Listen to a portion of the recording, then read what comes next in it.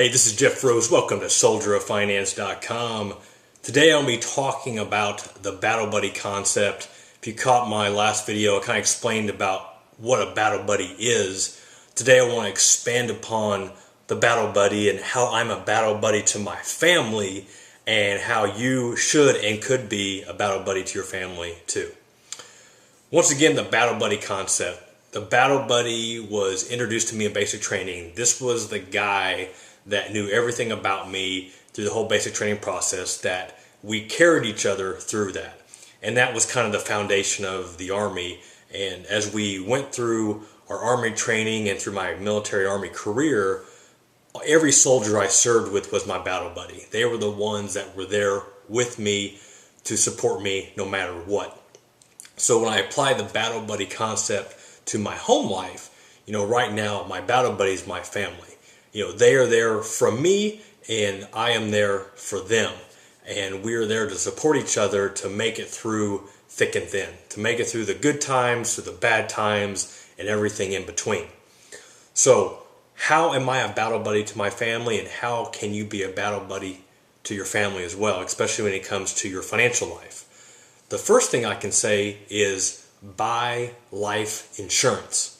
And if you've watched some of my videos, if you've read some of my blog posts, it's like, Jeff, okay, shut up about life insurance already.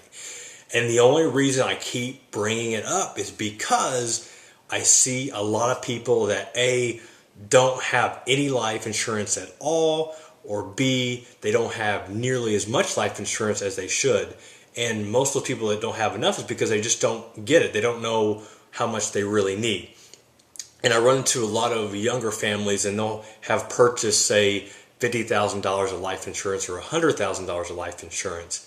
And I cannot stress enough how little that is to really take care of your loved ones if you're gone. And I'm going to have a blog post on this to come, but for me, when I first bought my first term life policy, it was just me and my wife, didn't have any kids yet. I purchased $250,000 of life insurance.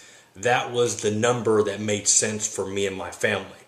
Whenever I was deployed to Iraq, we had the SGLI, which was life insurance to the military. They capped us out at $400,000, and that was a no-brainer. For a couple, maybe 10 or 15 bucks a month, I wanted to make sure that my wife was taken care of while I was gone. After we had our first son, I bought a second term policy. I kept the original $250,000, but I bought a second one, and that second amount was $500,000.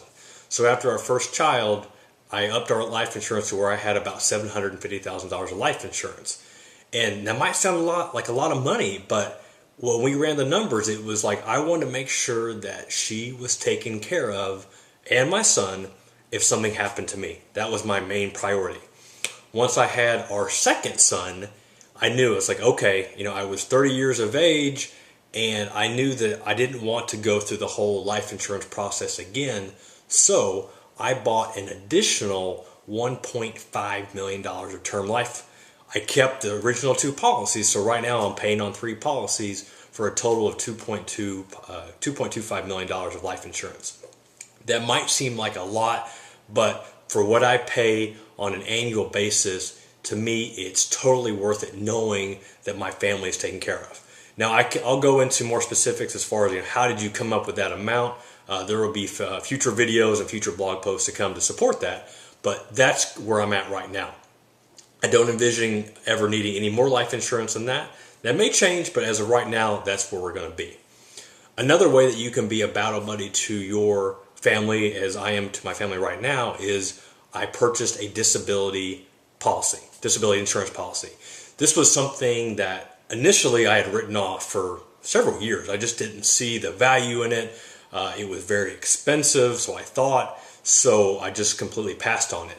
Now, I will say I was very fortunate to where with my current investment firm, they gave us a pretty good deal to where I've got a handsome monthly benefit. And right now I can get $4,000 a month if I were to become permanently or even temporarily disabled. And when I started just looking at the numbers and you look at the statistics as far as the likelihood of you being disabled versus actually passing away, The argument is compelling. I mean, the stats are compelling. The more likelihood of being disabled versus actually being deceased. So, like I said, I didn't jump on it initially. So if you're one of those, it's kind of like, man, it just seems like, gosh, I got to pay for life insurance, I got to pay for my health insurance, I got to pay for my car insurance and my homeowner's insurance. Now you're telling me to buy disability insurance too. You can't deny the numbers. Maybe you don't need as high as a monthly benefit. Maybe you can survive not having that disability insurance kick in. They have an elimination period. I think mine's 90 days, meaning that it's going to take 3 months before I receive my first payment. Maybe you could stretch yours out longer so it doesn't cost as much. To extend it out, then that means you better have a pretty substantial emergency fund. But those are the things, which I've talked a lot about in the book and you'll see more about. So that's just another way that you can be a battle buddy to your family, is making sure that you've got a decent amount of disability insurance to take care of you for the what ifs and the just in case. Another thing to consider that I've done as a battle buddy for myself and for my family is, and this is kind of a mixture of things, but having that conversation to where you know where all the important documents are at. And documents can be passports, it can be your birth certificates, it can be military documents, it could be anything pertaining, if you have like a business as I do, just so your spouse knows where everything is at. And part of that's having that conversation, part of that is having that physical eyes on, knowing, okay, I know where that is, or I know where this is. Because if you've been in that situation to where, and typically you see this when you've had a parent decease, especially if it was unexpected, to where now you've got to go through the estate and just find everything. And I was fortunate to where I have not been through that, but I have held a lot of my clients' hands through that whole process. And I can think of one case where the son did not know anything about his parents' finances or anything that was going on. And when they unexpectedly passed away, I can't tell you how much of a nightmare it was that he had to go through files and cabinets and safes and trying to find safety deposit boxes. And it was literally a 9-month process just to get an initial handle on the whole process. Don't do that to your family. Be a battle buddy to your family and make sure that they know what is going on. Cannot stress that enough. A final thing that I'll say, and which is kind of going with the documentation, but if you have a spouse, if you have children, and if you have retirement accounts, whether that be a 401k at work, or if you have a pension, or if you have IRAs, held at a brokerage account, make sure that your beneficiaries are updated. I cannot stress that enough, especially if you have a new spouse. And a lot of times what you'll see is someone that's newly married, if they had a retirement plan before they got married, they usually list like one of their parents as their primary beneficiary, and then they get married and they just forget about it, and several years goes by, and then all of a sudden something happens, and instead of having the spouse, their wife as their primary beneficiary, it's the parent. And I've seen this happen firsthand.